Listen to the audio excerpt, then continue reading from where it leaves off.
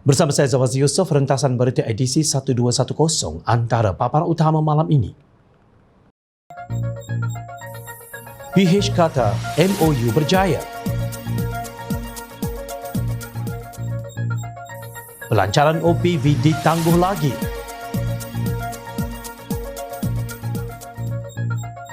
Benarkah otak menteri sudah masuk air?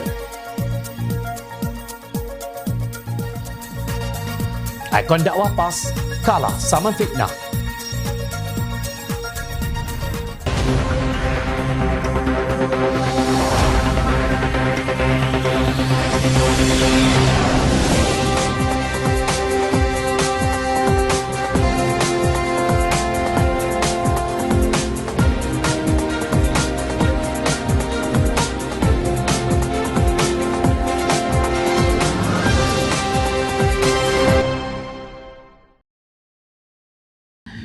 Assalamualaikum dan salam sejahtera. 13 September tahun lalu merupakan tarikh keramat yang bersejarah apabila Pakatan Harapan bersetuju untuk memeterai Memorandum Persefahaman MOU dengan Kerajaan Persekutuan bagi membentuk kerjasama dwipartisan ke arah reformasi institusi negara. Pengarah Komunikasi Pakatan Harapan Ahmad Fahmi Fazil yang juga ahli jawatankuasa pemandu MOU berkata, MOU berkenaan berhasil mencapai beberapa matlamat. Menyorot kembali setahun perjalanan MOU ini, dianggarkan lebih 83% perkara-perkara yang telah disepakati sudah berjaya dilaksanakan. Ujarnya dalam satu kenyataan bila menyenaraikan 7 kejayaan hasil pencapaian MOU ini, termasuk pertama, Akta Anti Lompat Parti. Akta Anti Lompat Parti yang diluluskan di Parlimen pada 28 Julai 2022 adalah kemenangan terbesar buat rakyat. Ia satu titik permulaan baharu dalam sistem demokrasi negara yang akan menghukum katak-katak politik. Kedua, pewartaan undi 18 dan pendaftaran pemilih automatik. Umur kelayakan pengundi 18 tahun dan pendaftaran pemilih automatik telah diwartakan secara rasmi dan mula berkuat kuasa pada 15 Disember 2021. Ia juga satu reformasi yang memberi hak demokrasi kepada golongan muda. Ketiga, moratorium B50. Pemberian moratorium pinjaman bank kepada kumpulan 50% terbawah atau B50 merupakan satu kemenangan kepada rakyat. Kerajaan Perikatan Nasional sebelum ini berdalak dalih mengenai pelaksanaan moratorium ini. Keempat, pembaharuan Parlimen. Pembaharuan Parlimen merupakan salah satu daripada 6 transformasi utama dalam MOU berkenaan. Kata Fahmi, antara pencapaian utama yang dapat dilihat ialah melalui pemerkasaan jawatan kuasa pilihan khas Parlimen dengan penyertaan yang lebih seimbang di antara ahli Parlimen kerajaan dan pembangkang. Manakala yang kelima, peruntukan sama rata untuk semua ahli Parlimen. Kesemua ahli Parlimen kerajaan dan pembangkang yang merangkumi MOU ini menerima peruntukan yang sama demi menjamin khidmat yang berkesan dan manfaat akhir dinikmati rakyat. Ini merupakan hasil daripada MOU yang amat murni. Keenam pula, Perjanjian Malaysia 1963 atau MA63. Akhirnya usaha memperkukuhkan pelaksanaan perkara-perkara yang termaktub dalam MA63 telah dipersetujui bersama. Ketujuh, kebebasan badan kehakiman. Usaha memastikan badan kehakiman sentiasa bebas dari sebarang campur tangan mana-mana pihak sudah menampakkan hasil. Kata Fahmi, kesemua transformasi yang dilakukan ini adalah untuk menjadikan Malaysia negara yang lebih stabil selain membuktikan kepada rakyat yang Pakatan Harapan mampu mengetepikan sentimen politik demi kesejahteraan rakyat Malaysia. Hasilnya, beberapa pindaan perlembagaan telah dapat dilakukan dan ia tidak mungkin akan berlaku tanpa adanya MOU ini. Jika kesemua transformasi ini boleh dicapai melalui MOU ini, bayangkan betapa banyaknya transformasi dan reformasi institusi yang boleh dilakukan sekiranya peluang dan mandat rakyat diberikan sekali lagi kepada Pakatan Harapan. Tegas beliau. Kenyataan Fahmi itu menolak tomahan bahawa MOU ini merugikan Pakatan Harapan. Ia sama sekali tidak benar. Yang rugi cuma gerombolan kleptokrat dan mereka yang ada DNA katak politik sahaja. Naib Presiden Amanah Datuk Seri Dr. Mujahid Yusof Rawal bertegas menuntut Jawatankuasa Kira-kira Wang Negara PAC agar melakukan siasatan ke atas projek kapal peronda luar pesisir OPV untuk Agensi Penguatkuasaan Maritim Malaysia APMM yang dilanda pelbagai masalah. Menurut Mujahid, ia bukan sahaja soal kelewatan menjangkaui had yang telah ditetapkan tetapi melibatkan unsur salah takbir peruntukan RM738.9 juta duit negara. Dan membangkitkan bahawa TH Heavy Engineering Berhad atau THHE yang diberi kontrak rundingan terus disyaratkan untuk melakukan joint venture atau JV dengan Destiny Berhad atas 49, nisbah 51 perkongsian pada 2017. Namun Destiny yang memiliki pegangan 51% telah menjual sahamnya dalam syarikat JV THHE Destiny pada tahun 2021.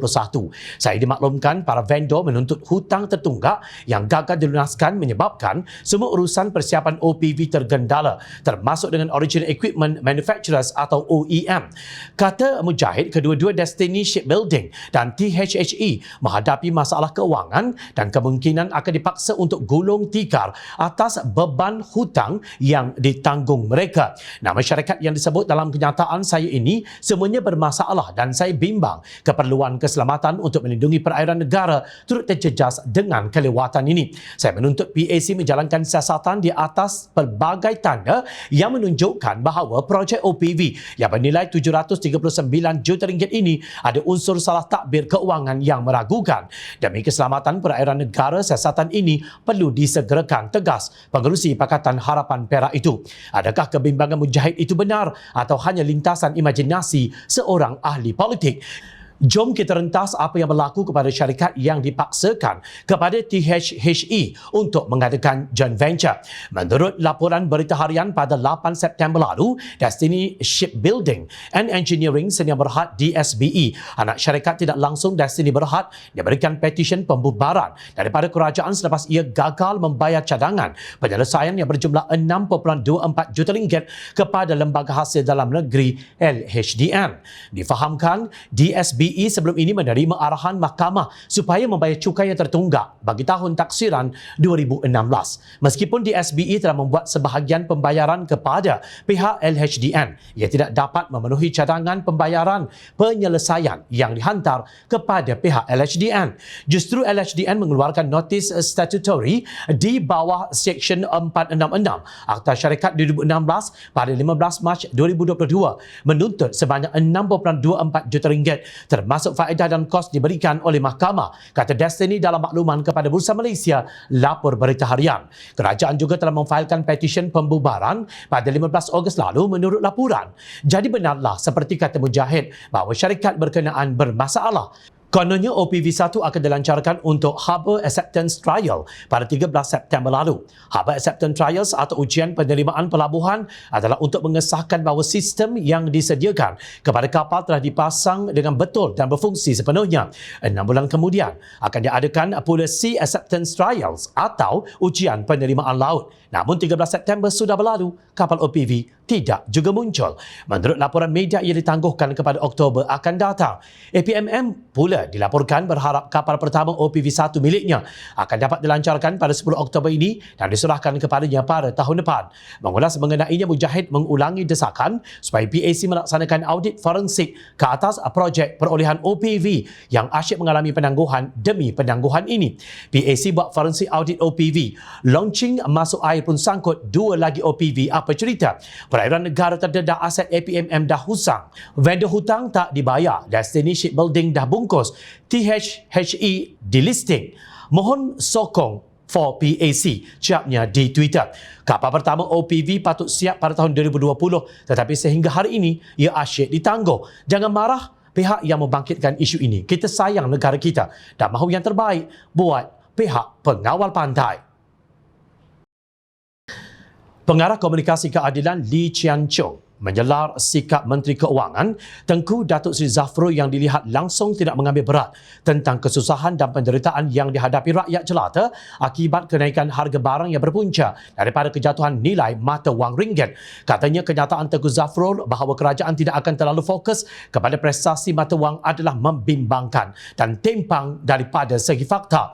Harus sedar bahawa ringgit bukan merosot nilainya baru-baru ini. Ia telah memulakan trend penurunan sejak 20 tahun lalu. lalu. Hari ini, ringgit telah merosot sebanyak 32% berbanding dengan Singapura dolar, 30% dengan China dan Thailand, 21% dengan Eropah dan 15% dengan dolar Amerika.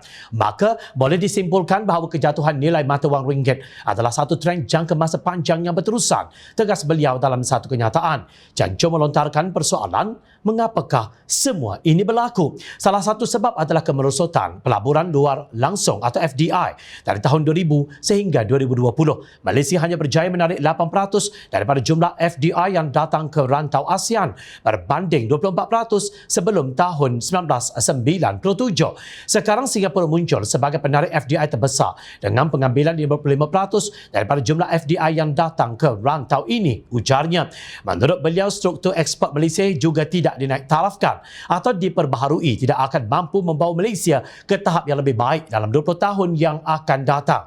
Dasar industrialisasi kita gagal mencetuskan pengeksportan barang yang bernilai tinggi. Sebaliknya terus bergantung kepada elektrik yang murah serta pekerja asing bergaji rendah. Ia telah mengakibatkan ekonomi kita lebih bergantung kepada komoditi, kelapa sawit, minyak dan gas sahaja, kata ahli Dewan Undangan Negeri Pakatan Harapan Semambu, Pahang itu. Beliau menegaskan bahawa punca kepada musibah ini adalah tabik urus yang lemah, persekitaran perniagaan yang tidak memberangsangkan dan penuh dengan korupsi serta kepimpinan yang tidak berkeupayaan. Saya terkilan bahawa Tengku Zafrul sebagai seorang Menteri Kanan tidak sedar bahawa penurunan ringgit adalah satu trend berterusan serta masalah struktur yang perlu ditangani oleh kerajaan.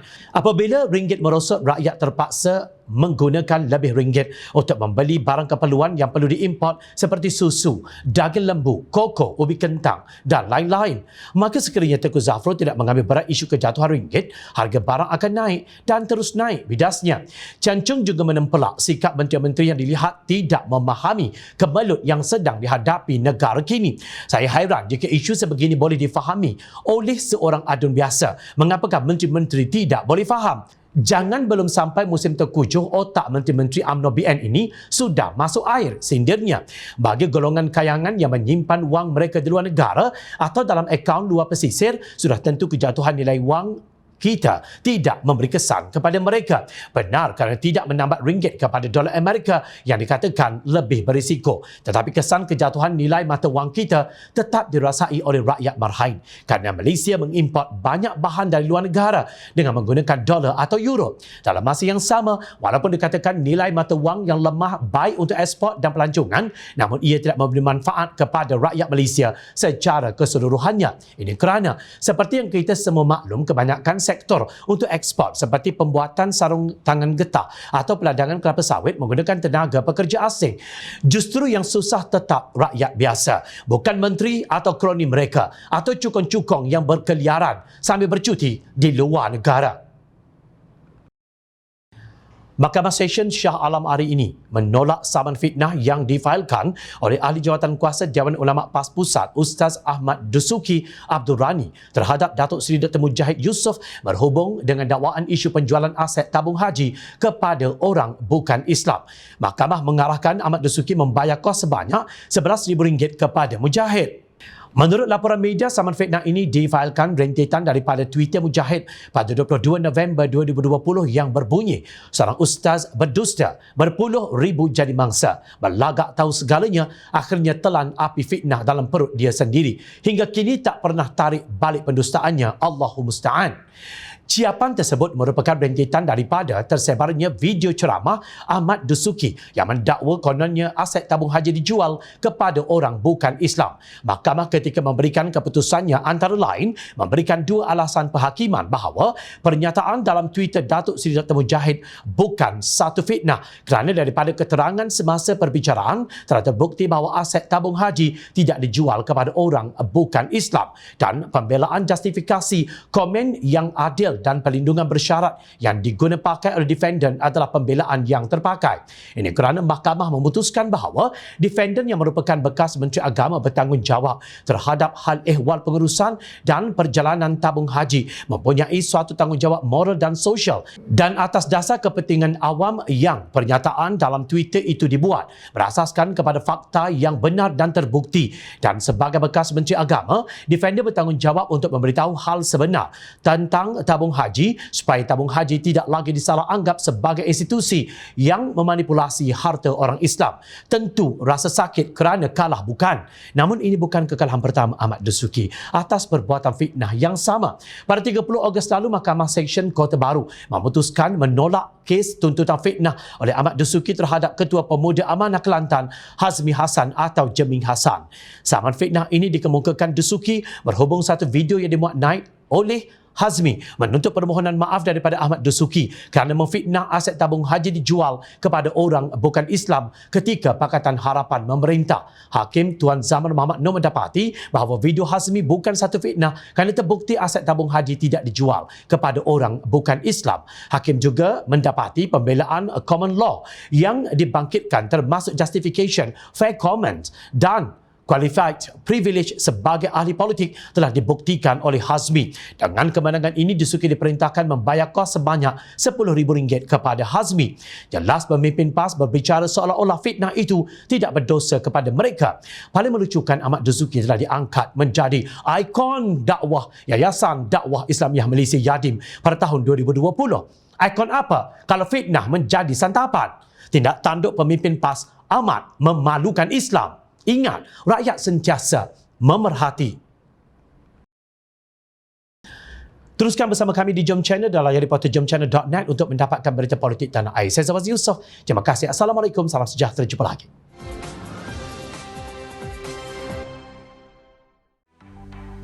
Mencari maklumat dan berita politik yang bebas. Kupasan yang tepat. Panas. Dapatkannya secara eksklusif hanya di Jom Channel.